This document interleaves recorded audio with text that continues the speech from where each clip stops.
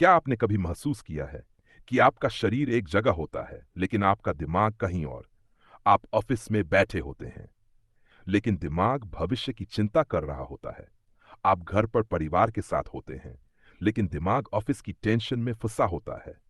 रात को सोने जाते हैं लेकिन दिमाग पुरानी गलतियों का हिसाब किताब करने लगता है और धीरे धीरे यही आदत आपकी पूरी जिंदगी पर कब्जा कर लेती है। सुबह उठते ही फोन हाथ में आता है, notification, email, message, social media, और देखते ही देखते दिमाग दौड़ना शुरू कर देता है। आज क्या होगा? अगर बॉस नाराज हो गया तो? अगर मेरा प्रमोशन नहीं हुआ तो? अगर मैं कभी सफल नहीं हुआ तो? शायद आपने ध्यान दिया होगा कि हमारा दिमाग हमेशा किसी न किसी चिंता में लगा रहता है। अगर आज की समस्या खत्म हो जाए तो वह कल की समस्या ढूंढ लेता है। अगर भविष्य की चिंता खत्म हो जाए तो वह अतीत की गलतियां याद दिलाने लगता है। यानी मन कभी संतुष्ट नहीं होता। यही बात लेखक एकहार्ट टॉले अपनी पुस्तक द पावर ऑफ नाउ में समझाते हैं। वे कहते हैं, इंसान की सबसे बड़ी समस्या पैसा नहीं है, न नौकरी, न रिश्ते, न परिस्थितियां। सबसे बड़ी समस्या है अपने ही मन के साथ लगातार चलने वाली लड़ाई। हम में से ज्यादातर लोग अपने विचारों को ही अपनी पहचान मान लेते हैं। अगर दिमाग कहता है तू असफल है, तो हम तुरंत मान लेते हैं कि हम सच में असफल हैं। अगर दिमाग कहता है लोग तुझे पसंद नहीं करते, तो हम उसे भी सच मान लेते हैं। लेकिन लेखक कहते हैं, सिर्फ इसलिए कि कोई विचार आपके मन में आया है, इसका मतलब ये नहीं कि वह सच भी है। कल्पना कीजिए, आसमान में बादल गुजर रहे हैं। क्या आसमान हर बादल बन जाता है? बादल आते हैं और चले जाते हैं, लेकिन आसमान वहीं रहता है। ठीक उसी तरह आपके विचार भी बादलों की तरह हैं।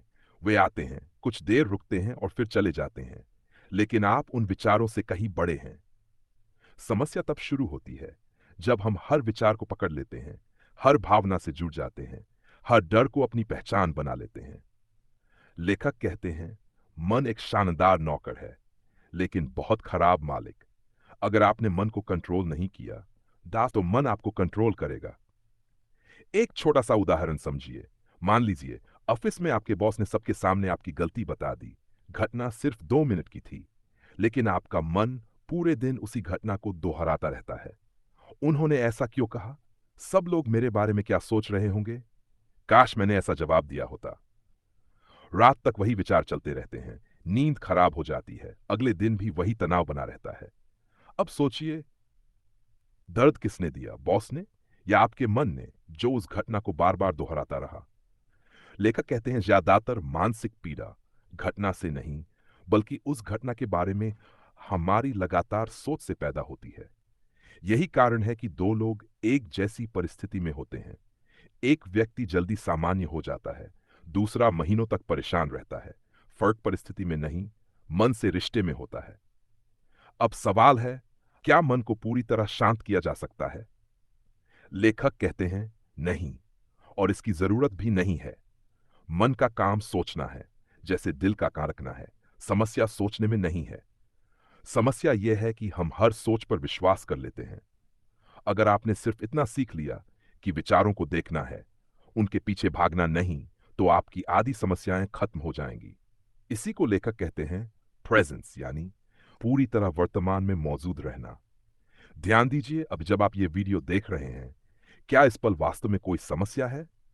सिर्फ इसी पल में? अक्सर जवाब होगा नहीं। समस्याएं या तो कल की होती हैं या आने वाले कल की, लेकिन वर्तमान पल अक्सर शांत होता है। फिर भी हम वर्तमान को छोड़कर या तो अतीत में जीते हैं या भविष्य में। लेखक कहते हैं, अतीत सिर्फ याद है, भविष्य सिर्फ कल्पना है, असल जीवन सिर्फ इसी पल में हो रहा है। कल्पना कीजिए, आप अपने दोस्त के साथ चाय पी रहे हैं, लेकिन आपका मन ऑफिस में है। फिर आप ऑफिस पहुंचते हैं तो मन घर की चिंता कर रहा होता है। घर पहुंचते हैं तो मन भविष्य की प्लानिंग में लग जाता है, यानी आप कहीं भी पूरी तरह मौजूद नहीं हैं। धीरे धीरे यही आदत जीवन का आनंद खत्म कर देती है। लेखक कहते हैं, अगर आपको खुशी चाहिए तो पहले वर्तमान को महसूस करना सीखिए। जब खाना खाएं तो सिर्फ खाना खाइए। जब किसी से बात करें तो पूरी तरह उसकी बात सुनिए। जब टहले तो सिर्फ चलिए। सुनने में यह बहुत आसान लगता है, लेकिन यही सबसे कठिन अभ्यास है, क्योंकि मन हमेशा आपको वर्तमान से दूर ले जाना चाहता है। लेखक एक और महत्वपूर्ण बात बताते हैं। हर इंसान अपने अंदर पुराने दुख, अपमान, गुस्सा और दर्द जमा कर रखे रखता है। जब कोई नई घटना होती है तो वही पुराना दर्द फिर जाग जाता है। इसीलिए कई बार हम छोटी सी बात पर बहुत ज्यादा गुस्सा कर बैठते हैं। असल में हम सिर्फ वर्तमान घटना पर प्रतिक्रिया नहीं दे रहे होते, बल्कि अपने पुराने दर्द पर भी प्रतिक्रिया दे रहे होते हैं। अगर आपने अपने भीतर मौजूद उस दर्द को पहचान लिया तो आप उससे मुक्त होना शुरू कर देंगे। लेखक कहते हैं, भागिए मत, दर्द से लड़िए मत, बस उसे देखिए, उसे महसूस कीजिए और बिना जज किए उसे स्वीकार कीजिए। बहुत से लोग सोचते हैं कि अगर मैं सफल हो जाऊंगा तो खुश हो जाऊंगा, अगर मेरे पास ज्यादा पैसा होगा तो शांति मिल जाएगी, अगर मेरी सारी समस्याएं खत्म हो जाएंगी तो मैं चैन से जी पाऊंगा। लेकिन लेखक कहते हैं, अगर आपका मन आज शांत नहीं है तो कल भी शांत नहीं होगा, क्योंकि मन हमेशा नई समस्या ढूंढ लेगा। इसलिए खुशी भविष्य की मंजिल नहीं है, खुशी वर्तमान का अनुभव है। और शायद यही इस किताब की सबसे बड़ी सीख है। आपकी जिंदगी बदलती है सिर्फ इसी एक पल में, क्योंकि आपके पास वास्तव में सिर्फ यही पल है। लेखक एक और गहरी बात समझाते हैं। वे कहते हैं, हमारे जीवन का अधिकांश दुख बाहरी घटनाओं से नहीं, बल्कि हमारे ईगो से पैदा होता है। लेकिन आखिर ये ईगो है क्या? अधिकांश लोग सोचते हैं कि ईगो का मतलब घमंड होता है, लेकिन लेखक के अनुसार ईगो उससे कहीं बड़ा है। ईगो वह झूठी पहचान है जिसे हम अपना असली स्वरूप समझ बैठते हैं। आपकी नौकरी, आपकी सैलरी, आपकी गाड़ी, आपकी डिग्री, आपकी सोशल मीडिया प्रोफाइल, अगर आप इन्हीं चीजों को अपनी पहचान मानने लगते हैं तो आप ईगो के अनुसार जी रहे हैं। सोचिए, अगर किसी दिन आपकी नौकरी चली जाए तो क्या आपकी पहचान खत्म हो जाएगी? अगर लोग आपकी तारीफ करना बंद कर दें तो क्या आपकी कीमत कम हो जाएगी? लेखक कहते हैं, नहीं, क्योंकि आपकी असली पहचान इन सब चीजों से कहीं बड़ी है। लेकिन ईगो हमेशा चाहता है कि लोग उसकी तारीफ करें, उसे सम्मान दें, उसे सबसे बेहतर माने। और जब ऐसा नहीं होता तो वही ईगो दुख, गुस्सा, जलन और तनाव पैदा करता है। यही कारण है कि दो लोग एक जैसी बात सुनते हैं, एक मुस्कुराकर आगे बढ़ जाता है, दूसरा कई दिनों तक उसी बात से परेशान रहता है। फर्क शब्दों में नहीं, ईगो में होता है। लेखक कहते हैं, जब तक ईगो आपकी जिंदगी चला रहा है तब तक सच्ची शांति मिलना मुश्किल है। अब सवाल आता है, ईगो से बाहर कैसे निकले? लेखक कहते हैं, सबसे पहले अपने विचारों को ऑब्जर्व करना सीखिए। जब भी आपके मन में कोई नकारात्मक विचार आए उसे तुरंत सच मत मान लीजिए।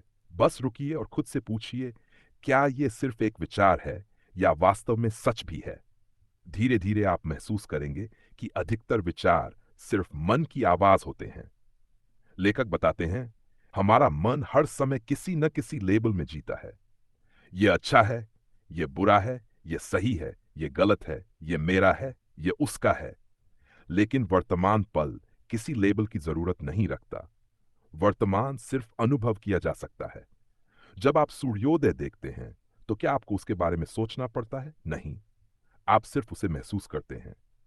जब बारिश की पहली बूंद चेहरे पर गिरती है तो उस पल में कोई विचार नहीं होता, सिर्फ अनुभव होता है, और वही अनुभव वर्तमान है।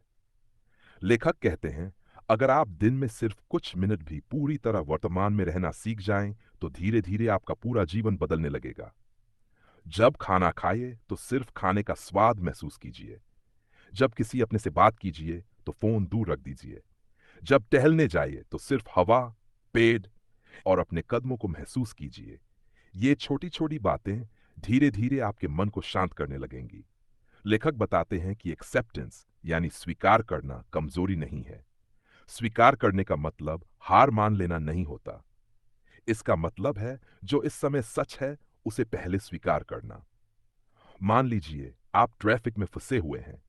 अगर आप गुस्सा करेंगे, हॉर्न बजाएंगे या बार बार घड़ी देखेंगे तो ट्रैफिक खत्म नहीं होगा। लेकिन अगर आप उस स्थिति को स्वीकार कर ले तो आपका मन शांत रहेगा। परिस्थिति वही रहेगी, लेकिन आपका अनुभव बदल जाएगा। यही वर्तमान की शक्ति है। लेखक कहते हैं, जिंदगी हमेशा इसी पल में घटती है। आपने कभी कल को नहीं जिया और आप कभी भविष्य को भी नहीं जी पाएंगे। जब भविष्य आएगा वह भी आज बन जाएगा। इसलिए अगर आपने आज को जीना नहीं सीखा तो पूरी जिंदगी आप भविष्य का इंतजार करते रह जाएंगे। हम हमेशा कहते हैं जब मेरे पास पैसा होगा तब खुश रहूंगा, जब मेरा घर होगा तब चैन मिलेगा, जब प्रमोशन होगा तब जिंदगी अच्छी लगेगी। लेकिन जैसे ही एक लक्ष्य पूरा होता है, मन दूसरा लक्ष्य बना देता है। यानी खुशी हमेशा कुछ कदम आगे चली जाती है। लेखक कहते हैं, अगर आपको अभी शांति नहीं मिल रही तो शायद किसी भी उपलब्धि के बाद भी नहीं मिलेगी, क्योंकि शांति बाहर की चीज नहीं है, वह आपके भीतर पैदा होती है। जिस दिन आपने अपने मन को अपना मालिक बनाना छोड़ दिया और उसे सिर्फ एक साधन की तरह इस्तेमाल करना सीख लिया, उसी दिन आपकी जिंदगी बदलनी शुरू हो जाएगी।